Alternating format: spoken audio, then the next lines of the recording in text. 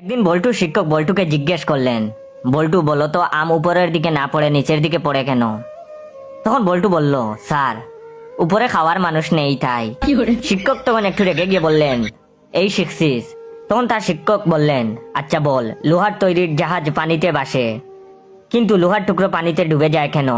তখন বল্টু বলল, লোহার তৈরির জাহাজ ভেসে থাকে কারণ এর চালক আছে, কিন্তু লোহার টুকরার চালক নেই, তাই এটা ডুবে যায়।